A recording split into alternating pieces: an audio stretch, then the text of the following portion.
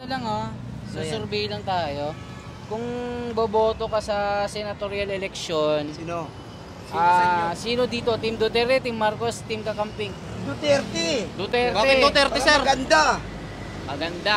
Oo, lahat na adik bumalik naman eh. Bumalik hindi ba na ngayon? bumalik, oo. Bumalik ba ngayon? Putsay na yan. Napamura si sir.